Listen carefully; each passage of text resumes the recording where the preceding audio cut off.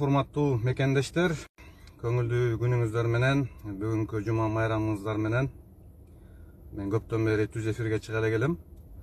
Бирок көптөгөн талкуулардан кийин, көптөгөн ойлор, сунуштар айтылгандан кийин түз эфирге чыгууну туура көрдүм. Кече дагы бир жыйында болдук эле. Ошол жерде дагы ушул маселе козголуп, ошол боюнча как диаспоранын өкүлү катары Акылбек Жапаров байкебизге жооп берип коеюн деп, жана анча мынча суроолорду берейин деп чечтим. Мен биринчиден өзүмдү тааныштыра кетейин. Мен ошол Москвада 10 жылдан ашык эмгектенип жүрөм. Бул жакта ушул кыргыз диаспорасынын координациялык кеңешинин төрагасынын орун басары болом. Андан тышкары Талас биримдиги коомунун төрагасы болом. Өткөндө мындан 2 күн мурда биздин депутатыбыз Акылбек Үсөнбекович Жапаров байкебиз ошо мигранттар жөнүндө маселе козголуп атканда бир ойлорду айтыптыр, сунуштарды айтыптыр. Мен ошол боюнча бир аз тактоо иретинде маалымат берип коеюн деп чечтим. Мүмкүн эми Акылбек Жапаров байкебиз тактабай шашылыш чыгып туура эмес айтып алдыбы, мүмкүн так маалыматтарды бере алган жокпу. Акылбек Жапаров байкебиз айтыптыр, мигранттарды ошол жумуш орду менен камсыз кылуу үчүн эшелон кылып Москвага, чет өлкөгө жөнөтүшүбүз керек. Андан тышкары ошол бул жакта жумушсуздардын саны көбөйүп, ар кандай кылмыштар катталып атат деген сыяктуу ойлорду билдириптир. Мен биринчиден айта кетет элем, Акылбек Жапаров байкебиз айтыптыр, 180 миң мигрант келген, ошолорду кайра ошо эшелон кылып поезд менен жөнөтүшүбүз керек деп. Акылбек Жапаров байкебиз бул маалыматты кайдан алды мен билбейм. Бул эшелон деген сөз мигранттар үчүн чынында эле каты тийди. Бул эшелон деген сөздү мурда согуш убагында ата бабаларыбыз, чоң аталарыбыз согушка ошол биринин аркасынан бири поезддер менен вагон болуп кетип аткан учурда колдонулган сөз болчу көбүнчө. Ошондуктан биздин мигранттарга бул бир аз катыраак тийип калды. Эми Акылбек Жапаров байкебиз өзү депутат болгондон кийин мындай дипломатиялык тилде айтса туура болмок экен, бул сөз бир аз катыраак тийди да.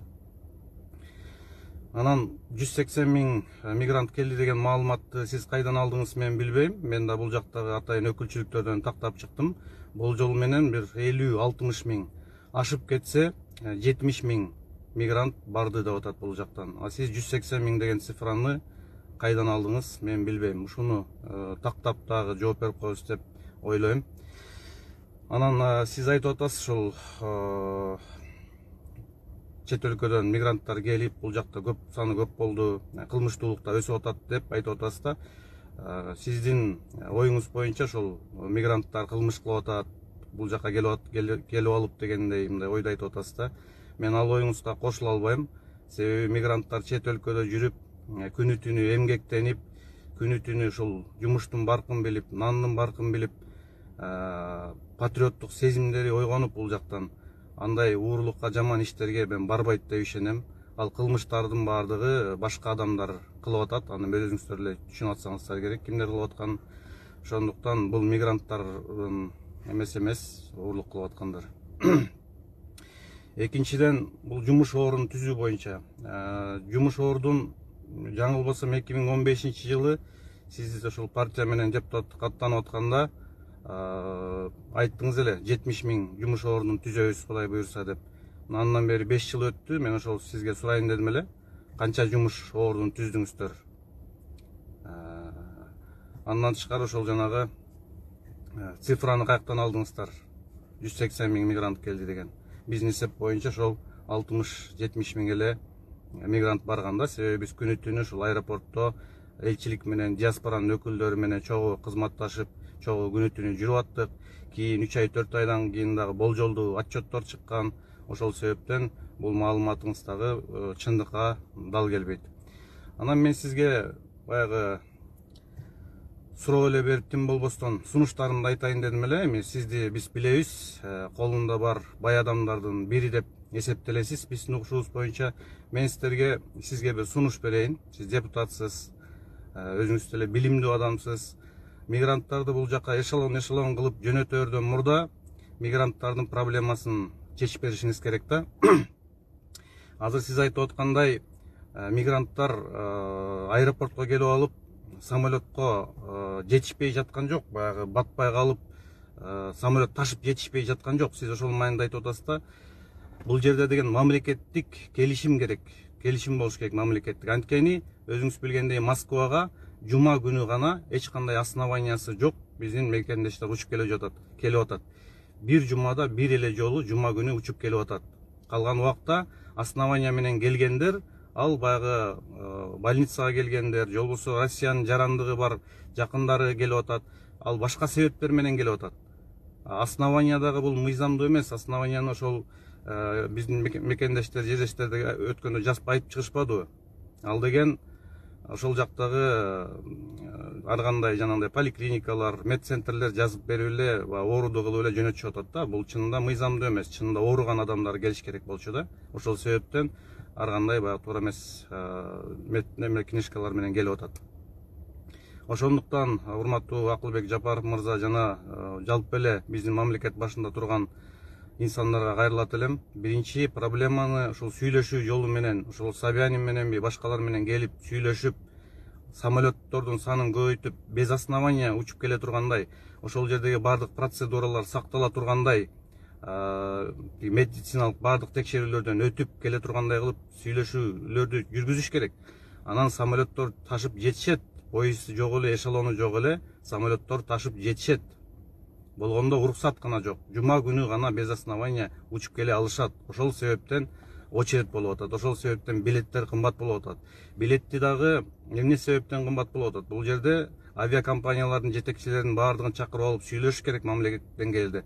Мисалы үчүн Москвадан азыр бир 10 миң, 12 миң, 13 миң рубльга эле учуп кетип атат да. Кыргызстандан бул жака келгенин 20 миң, 30 миң, 40 миң основаниясы менен 50 миң болуп кетип атат да. Ошондуктан бул мамлекеттик деңгээлде чечиле турган иш. Бир гана жума күнү учуп келе тургандай кылбай, күн сайын учуп келе тургандай кылып бул жактан чечимдерди кабыл алсаңыздар, анда жеңил эле ошол самолеттор менен учуп келмек. Россиянын көптөгөн самолеттору бош эле келип атат бул жака.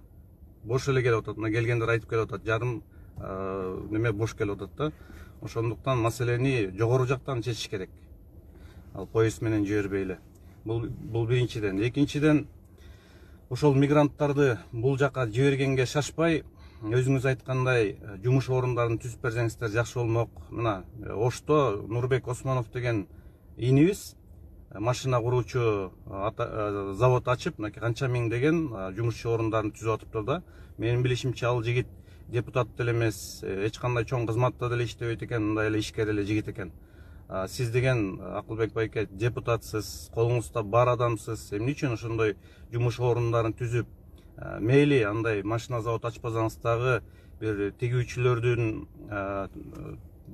тигүүчүлөрдүн кандайдыр бир ишканасын ачып, куруучулардын ишканасын ачып, мына биздин Россиядан барган байкелерибиз, инилерибиз абдан мындай тажрыйбалуу болуп калышты. Бул жактагы жаңы ар кандай үйлөрдү куруп, жаңы типтеги үйлөрдү курушуп, стройка тармагында аябай чоң ийгиликтерге жетишип, абдан мындай жакшы мастерлер пайда болду, жакшы тигүүчүлөр пайда болду.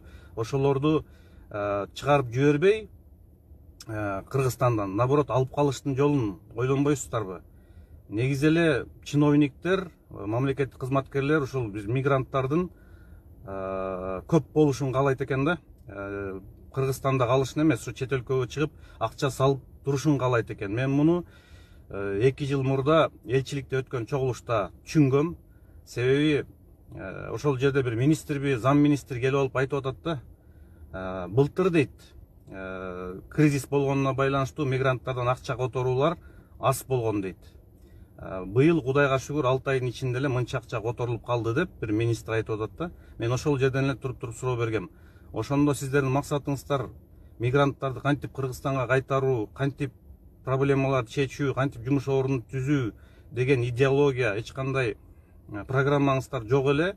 Наоборот, ошол мигранттар чет өлкөгө чыгып, акча которуп турса, көбүрөөк акча түшүп турса экен деген гана ойдо экенсиздер деп айтсам, эч кандай жооп бере алган эмес.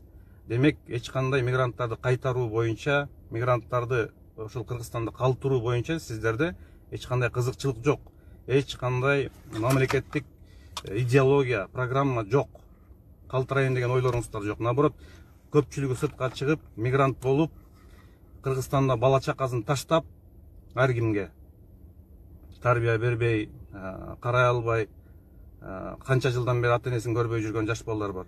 Ошондой кылып туруп чет өлкөгө жөнөтүп, көбүрөөк акча жөнөтүп турса Кыргызстанга, биз Кыргызстанда бир уучтоп, тайраңдап, жыргап жашасак деген гана ойдо экенсиздер да. Мен муну бул жакта канча чогулуштарга катышып, ачык эле чоңдордун бетине айтып келгем. Азыр деле айтам.